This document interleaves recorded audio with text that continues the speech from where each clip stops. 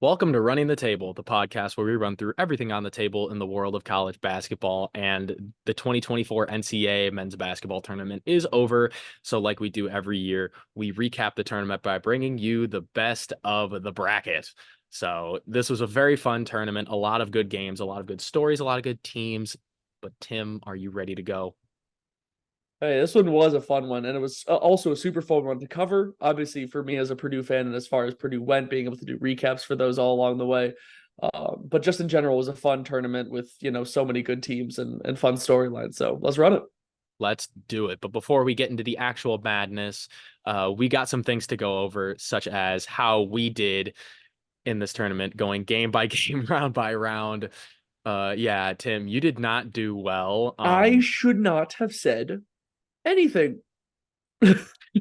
Well, I mean, you got over 500. I mean, hey, predicting stuff is hard. I was shocked that I even got to 40 wins.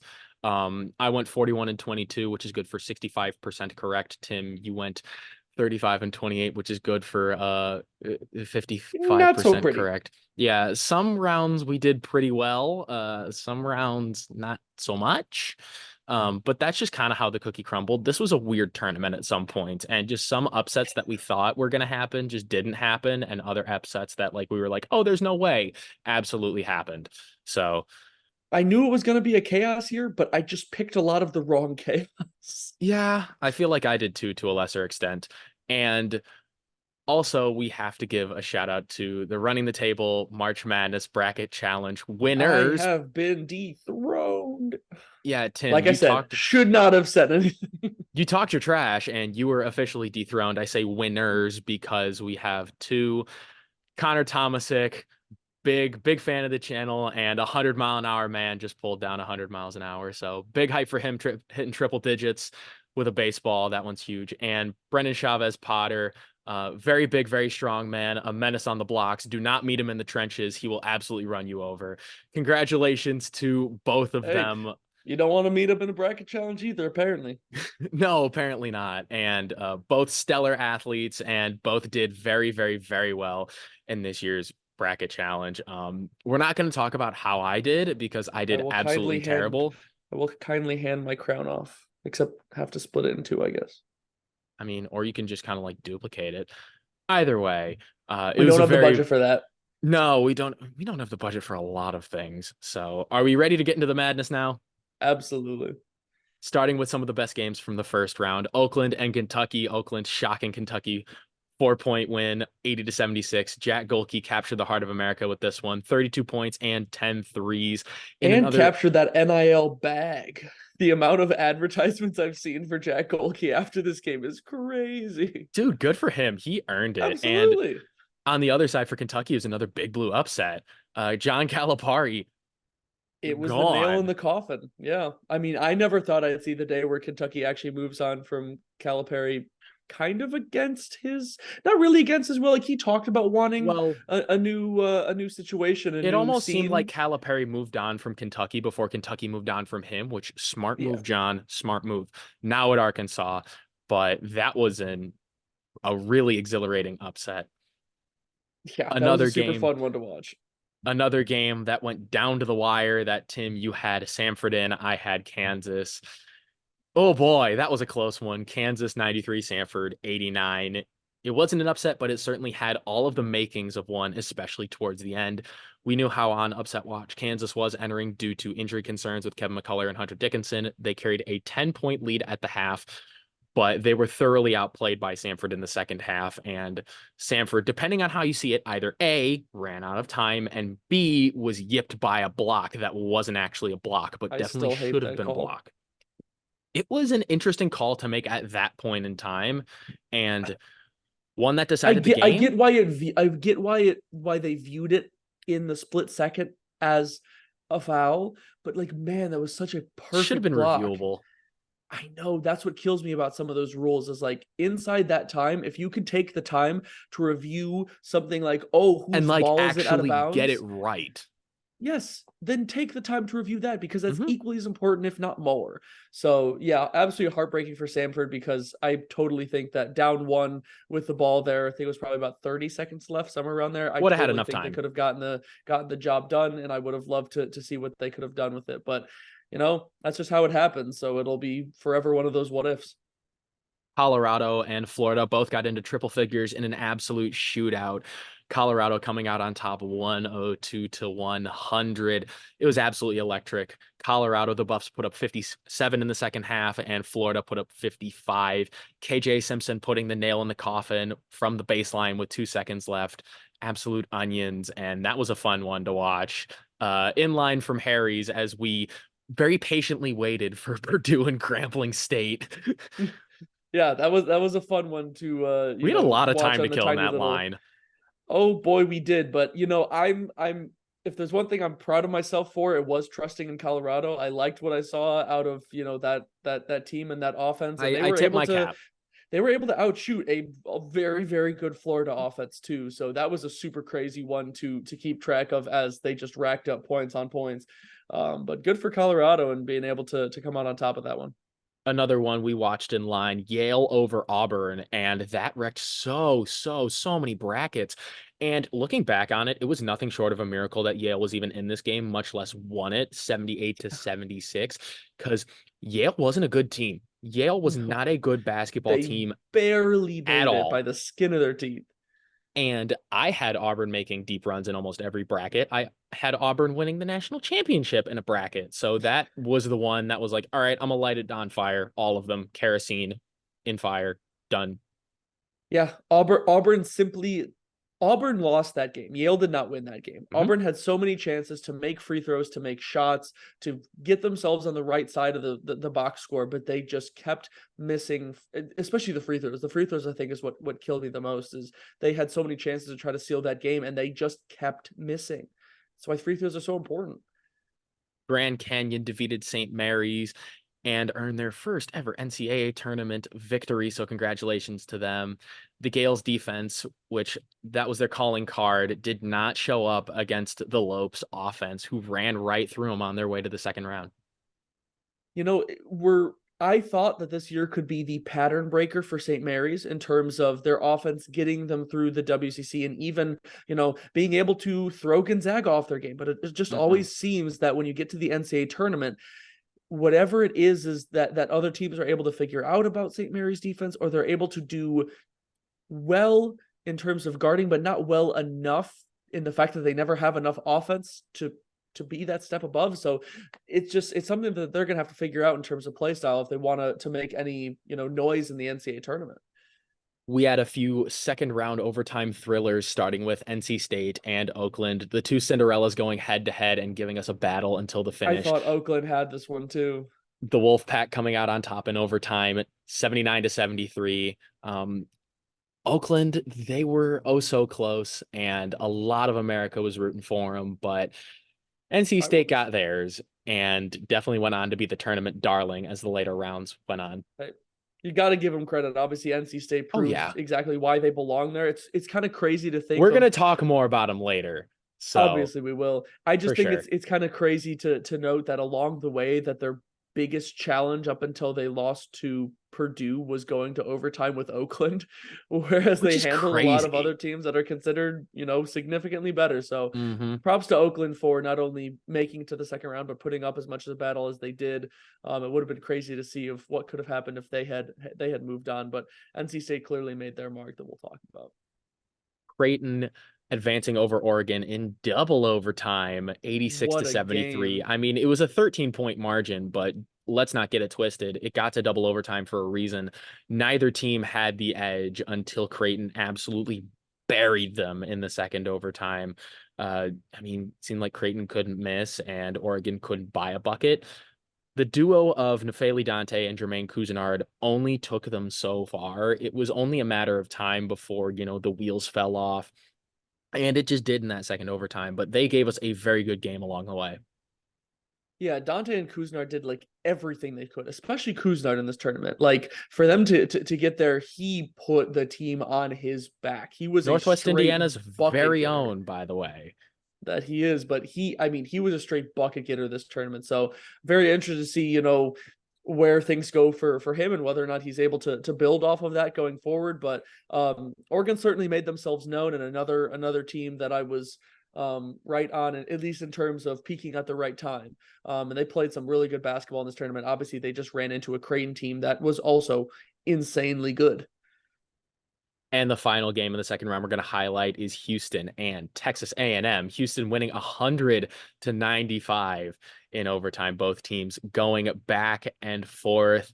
You have guys like Wade Taylor and Tyrese Radford absolutely controlling the game for the Aggies, but it was Anderson Garcia sending it to overtime, which is an all-time classic if you're an Aggie. I think it's one of the most memorable moments from this entire tournament, especially as somebody who's very much rooting for the Aggies to pull it off.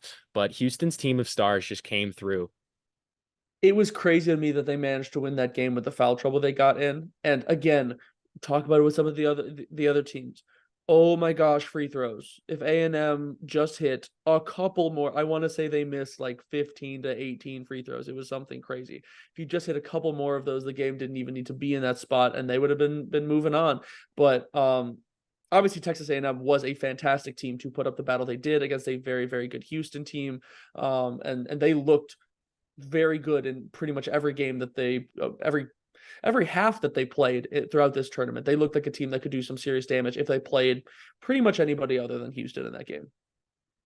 Well, Houston's run didn't continue for much longer because it was one single knee injury, Jamal Shed going down, that derailed them against Duke. And without him, they just looked lost. And I mean, if you hold Duke to 54, that typically means a victory, but Houston only put up 51. And when you're a ship without a captain and you've lost your rudder, you're just kind of trying to tread water at that point. There's really not that much you can do. So it was an incredibly talented Houston team, but we have to highlight them because they could have done so much more damage. Yeah, it's one of those. Again, it's another what if of if he didn't manage to get injured. And I want to say I thought that was an ankle injury actually. I don't. I could be incorrect, but either way, I mean him A going lower down body extremity. massively affected the outcome of that game, and he was a huge aspect of pretty much a lot of their scoring. So as much as obviously their defense was still able to hold up without him, their scoring just went down for the count.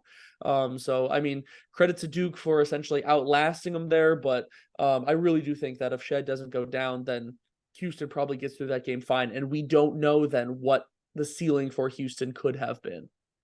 And it's unfortunate because we're never going to see Jamal Shed on a college basketball court again. He's off to the NBA draft. So a Talented player. very talented player, the Naismith Defensive Player of the Year. It's been a heck of a college career for him, but imagine if he just stays healthy, how much further Houston could have gone. Another team I kind of think what if for is Marquette. And I hate how much the narrative gets thrown around with Shaka Smart and the Marquette Golden Eagles that they can't perform in the later rounds when it comes to Marquette, like, and they can't even get there in March. But they met NC State and they went absolutely ice cold in the Sweet 16. They only shot Yeah. 33% from the field and 12.9% from three. Brutal from three. Oh my Tim, I gosh. know you know what shooting the three ball terribly can do for a high powered team, but Yeah. it's just reinforcing the narrative that Shaka Smart's teams can't get it done. And I absolutely hate that just because of how good of a coach he is and how good of a program that is. Hey, I mean, we'll see what things are like going forward for him, but welcome to the existence of Purdue basketball for the last couple of years going into this year. Yeah. All it takes is 1 year to break the stigma, and I totally believe that Shaka Smart can do that with Marquette. He's created some great teams. I have no doubt that he'll get more talent and develop more talent into some great teams in the future. So we'll just be waiting on the 1 year where they prove everyone wrong. It could be next year because they're bringing everybody back except for Tyler Kolek, Cam Jones, Stevie Mitchell, Osogadaro, and David Joplin. Four out of their five And key I starters expect a lot of return. those guys to get better too. Absolutely. You're a year older, you're a year more experienced, and that's just a year to rebuild. I can also say the same thing for Creighton, another Big East team that I thought really could have made some serious damage if they just didn't have a too little too late kind of thing against the Volunteers in the Sweet 16. Yeah. And Tennessee is also a very, very, very, very good team. It was just a gauntlet in the Midwest region, especially at the top. And but then again, I'm really not surprised because Creighton really runs their starters into the ground. And all it took for them was to run out of gas and sputter just a little bit. And when they picked it back up, Tennessee had far, past them by then. Yeah, it was definitely one of those where you talk about the too little too late. All they had to do was slip that much against a team as good as Tennessee. Because Tennessee, fantastic team. So I don't think it's anything, it's nothing to be ashamed about in terms of their performance. I still think they're a fantastic team this year. But Tennessee just barely got that edge on them in the Sweet 16 there. So it's a super talented team. So Re- Replace Baylor Shireman because him and Francisco Farabello, as of right now, are the only ones that are leaving, and you are right back there. Alexander's still staying. You get Ashworth for another year, and you get Kalkbrenner for another year, given that all of those three actually return and don't enter the NBA draft. I mean, don't get me wrong, it's very possible because especially I think of like Alexander and Kalkbrenner, those two in particular are uber talented. But if they want an opportunity to run it back, they definitely can. Sharman's gonna be a tough replace though. That Yes, it dude is is. different. But then again, I got faith in the Big East. I got faith Yeah. in the conference's teams. So especially at the top, they don't rebuild, they reload. But now we're going to get to some of the teams that made it all the way to the Elite Eight, starting with Illinois and their offensive revolution. They were lightning efficient and they just sped past everybody, except for when they slammed into a brick wall. Well, I mean, they couldn't buy a bucket in the second half of that game, Yeah, a as we 30 very to much know. nothing brick wall. That's Yeah, crazy. yeah, you can't overcome that. It doesn't matter how good you are, but that doesn't overstate that, you know, Illinois went on a run, and this is a run that is program changing. They haven't had a run like this in a very, very long time. Um, just with their electric guard play and the forwards that can stretch the floor. You got Dane Danger down low. This is a very, very fun team out of the Big Ten.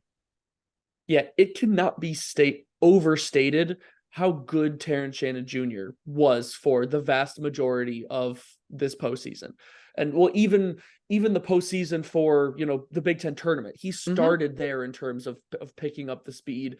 And he was just shooting lights out until again against UConn, nothing would fall. Marcus Damask had a fantastic game in that game, but against a team like UConn, again, as Purdue found out, you need your A game, and Illinois was not able to bring anywhere Hmm. near that. I think if they did bring their A game, that game is a whole heck of a lot closer. But it's still a super fun team to watch, super great electric offense. I don't know if we'll see a team with such a unique offense like Illinois for quite some time. Yeah, and although I may not agree with you that, this game would have been closer if Illinois had played a little bit better in the second half, because I still think UConn absolutely sprints over them, and Would have been it was more about closer. I'm not UConn. necessarily saying it would have been close, but it definitely would have been closer and not, No, it 25. definitely would have been a 25-point margin, but something I will absolutely agree with you on is how influential Terrence Shannon Jr. was to that offense and how he was the engine and how he was the spark plug and engineered that Elite Eight run. Another team that made it that far, Clemson, through gut, grit, and games won, despite all odds and despite us not believing in them for the majority of the postseason. They just kept winning and beating really good teams too. Baylor was a good team that they beat. Arizona was a good team that they beat. And, they had Bama on the ropes, if not for Mark Sears going Blicko mode from deep. Mark Sears is different. You got to give Clemson their flowers. As much as we were bagging on them throughout the tournament, they had a heck of a run. Yeah, you look at their resume throughout this tournament, essentially of what they were able to do to some of these teams, in terms of both limiting Baylor and Arizona and two very solid and quite good offenses. Quite frankly, you got to give them the credit where the credit is due. As much as I didn't like the way they played, they did what they needed to do at the right time. So their defense really was, I think, their calling card here and limiting 3-point shooting. So again, I don't really like them, but they stepped up when it matters most, and that's what it takes in the NCAA tournament. Earned my respect. Another team that made an incredibly deep run, the Tennessee Volunteers. They had all the tools, but when they met Purdue in the Elite Eight, the supporting cast just didn't show up. Dalton Connect was the absolute alpha, the spark plug, whatever you want to call of that team. But it seemed like a common theme in this tournament when the supporting cast didn't support the star, the entire team just kind of fell apart. Yeah, it's proof that it's not just one guy for all of these teams. You need to have the team around him, and for a lot of the year, Tennessee was able to get enough of the guys around him. I think the key to that one was Zakai Ziegler just did not have a good offensive game. I think he shot the ball like 12 times or something. And they needed more out of him. They needed more out of some of their other role guys like Josiah Jordan James. Although he had a good game, they just didn't give him the ball enough. But yeah, no, Tennessee was a fantastic team, and that was a super crazy game to watch. Dalton Connect is an elite scorer. I'm so interested to see how that will translate to the next level when he goes to the Definitely will NBA. portend to the NBA in some form Oh or yeah, fashion. because he's got the height, he's got the shooting ability. He's got to be able to do something at the next level. Like we know he's in high demand, but all in all, a pretty solid run for Tennessee. And if you're a Volunteer fan, not really one that you're going to complain about. But No, but man, do they want to find a Final Four? oh, sure. A run that America is going to complain about is Duke. They're back, even though Didn't see they that one coming. frustrated the absolute hell out of me for most of the way because when I picked them, they played like crap. But when I picked against them, they played well. And I will absolutely loathe them for it. A lot of people were also uncomfortable with the way they did it just because of like the whole drama with Kyle Filipowski, the personality of Jared McCain. I don't have a problem with it. Do what makes you happy. But, I know there are some people that really didn't like it. And it's also just Duke. But whether you like it or not, they're coming and they won. They won a lot of good basketball games this tournament. Yeah, I mean, I think their manhandling of JMU was probably the one that I was most surprised by. Not necessarily that they won, but that they absolutely manhandled JMU. Was not something I expected to see whatsoever. It's a Again, I don't 38 necessarily point know if victory. It's impressive. yeah, absolutely. And like we mentioned earlier, I don't necessarily know if they come out of that Houston game alive if Shed doesn't go down. But no, you have to Oh give it well. to them that they were able to pick it up when they needed to, despite their relatively poor performance in the ACC tournament, and then to fall to NC State once again in the Elite Eight. But obviously NC State was just playing great basketball by then. Uh, but yeah, no, I will come out and say not a Duke fan, very much the opposite. But I Boo. but I like Jared McCain. He's a Fine. fun player. He's a fun guy. I'm happy to see him not only play such good basketball, but do it his way, and not necessarily listen to everybody around him. So I can firmly say that I am definitely a Jared McCain supporter and fan. So I'm happy to see him, get some of the spotlight for good and bad reasons. But either way, he's playing great basketball. I'm interested to see where his career goes from here. Yeah, Jared McCain definitely did the no publicity is bad publicity type beat. And, I'd like to think that you and I are trailblazers in our own right, in which we don't exactly march to the beat of anybody else's drum but our own. So I know personally, I definitely relate to what Jared McCain is doing, and I respect the hell out of him for doing, what he Absolutely. loves to do. It might not be what everybody else is doing, but who cares? Don't do things everybody else's way. Do them Jared McCain's way. So major props to him. Definitely a supporter and a fan. Also, getting into the teams that made the Final Four. Roll Tide roll to their first Final Four. Who needs defense? Not these guys. And that was literally what they did. Shoot, shoot, and shoot some more. Score, score, and score some more. And especially when they got hot, they were dangerous. Mark Sears continues to blow my mind. Like his ability to shoot the ball is absolutely incredible. At least when he's on. He had stretches where he had very poor shooting times, but he was another one of those microwave scorers where once you flip that switch, you were not turning it off very easily. And he was a massive part of the reason they were able to make as far of a run as they did, and overcoming some of those, rough stretches where maybe, shots weren't falling for other guys. So obviously they ran into the buzzsaw that was UConn, but they were still a super impressive team. Obviously, I did not necessarily think their offense was going to be able to drag them as far as it did, but they got just enough defense out of a lot of those games where they kind of proved me wrong in terms of maybe you can win that many shootouts in a row. Yeah, it doesn't matter how you do it. All that matters is that you win. Another team that just won was the NC State Wolfpack. Survive and Advance Part 2 Electric Boogaloo. How special was the run from these guys and that bunch? DJ Burns, DJ Horn, and company. They gave Raleigh another March Madness to remember 41 years later. And we thank you mainly for eliminating Duke, but for being such a fun and enjoyable bunch, for giving the rest of America, although, Tim, if Purdue wasn't making it that far, you probably would have been on the NC State bandwagon Oh, as well. absolutely. Yeah. Um, you gave the country a fun underdog to root for, and we always love that. Yeah, no kidding. I think the thing about this team is not only were they the underdog that was, you know, playing way above their expectations and the run that it took throughout their conference tournament to get there as well, but they also just seem like such a fun group of guys with obviously DJ Burns at the center, just a super fun, happy-go-lucky guy, chatting it up with Edie mid-game about apparently just how big he was.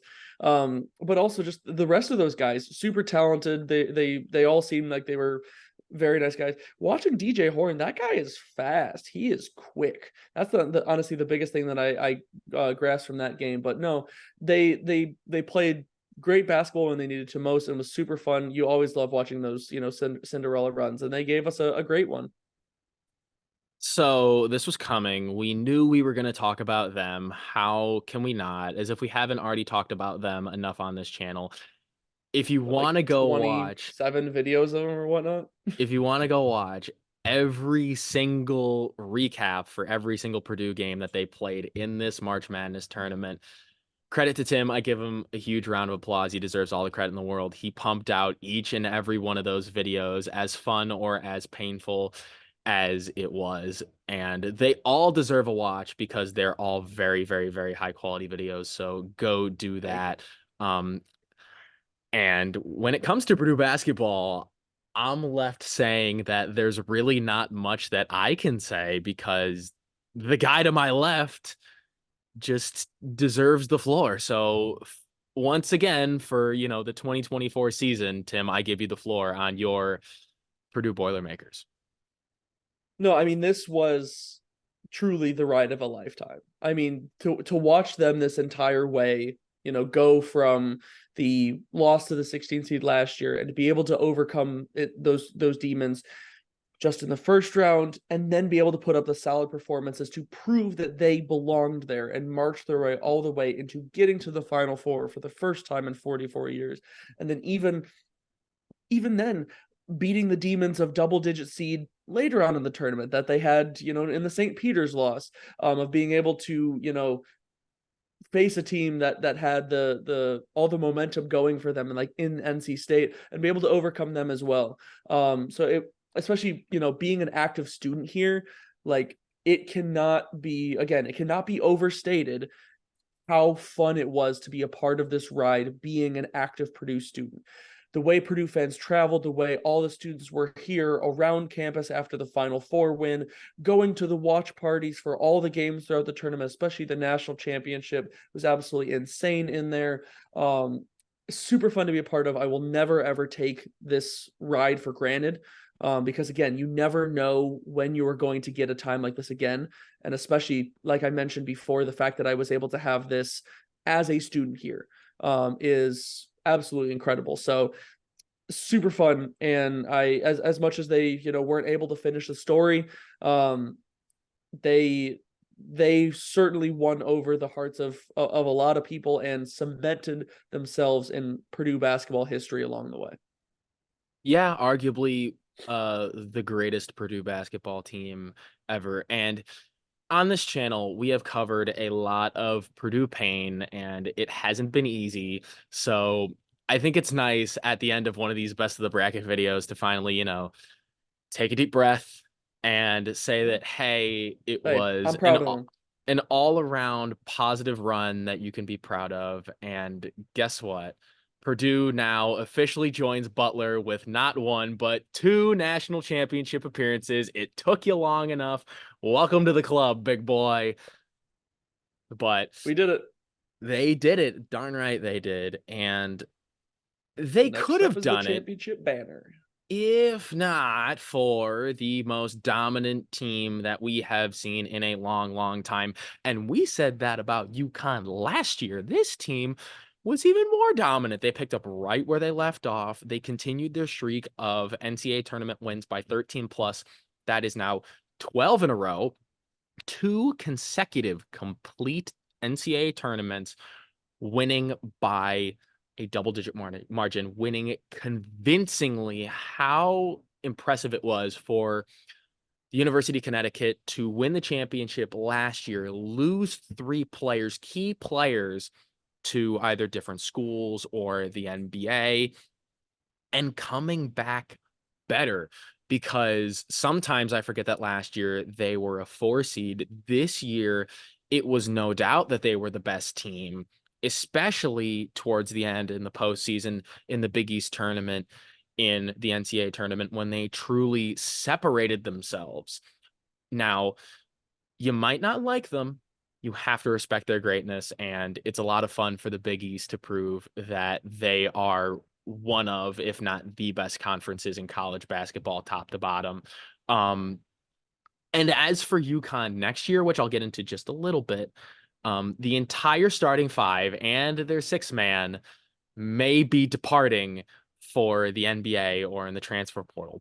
But if there's anybody that can win a third straight, it's Dan Hurley and the Connecticut Huskies. Dude, you can roll your eyes all you want. If they do it again, I will I'm not not be even rolling shocked. my eyes. I'm just trying to picture that in my head, watching them do that for a third year in a row. I mean, when it comes down to it, Dynasty. like, Dynasty talk. yeah, they were extremely impressive. And obviously, I admired them from afar, but also, didn't want to be a big proponent of them throughout the season because, again, obviously Purdue, UConn, top of the AP poll for the whole year. They were pretty much enemy number one in terms of the best team in the country argument. And as it turned out, we actually got to see that culminate in playing in the national championship, which, again, was exactly what I wanted. Whether or not Purdue came out on top, I wanted to see that game. And to me, Yeah, squaring the off against the matchup, best, and can you beat the best? I again, I think there is a universe where if Purdue adjusts a little bit better and plays just a little bit sharper, because I know you've talked about this at length in your national championship recap video. Please go watch that. They did not bring their A game. They did not make the adjustments that they needed to going into the second half. Um, None of the guys were as sharp. I think with a better game plan, getting the supporting cast involved, I think there's a universe where they actually do win. Do I think they win more times than not? No, just because, especially on this channel, I was very loudly saying, hey, UConn, this is the best team in the country, whether you like it or not, and it's really not close. And I just so happened to be correct. Turns out Big East knows Big East, but yeah, you like, what a run, what a ride that they went on. yeah, I mean, let me be clear. Despite Purdue losing that game, that matchup did not disappoint because the reason why Mm-mm. UConn won that game the way they did was purely because of how well they game planned. And I talk about that in length in my recap, but I think that was the thing that was most impressive to me is they took a Purdue team that had steamrolled their way basically into the national championship game and mitigated more than half of their offense and basically just said, you do that, we're going to do everything else, and good luck beating us. And you have to give them credit for what they were able to accomplish there. Yeah, I wish that Purdue would have been able to adjust a little bit better, but they came out firing, and Purdue just didn't know how to react for enough of the game. So super impressive run and game, especially in the national championship. It will be very interesting to see what they look like next year. Because obviously this team this year was, created through a combination of development, incoming freshmen, transfer portal, absolute snag in Cam Spencer. He was a huge part to this team.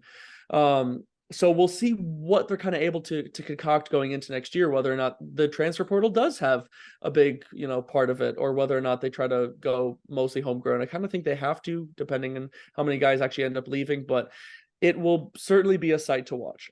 Well, Tim, you see my face? I'm a believer.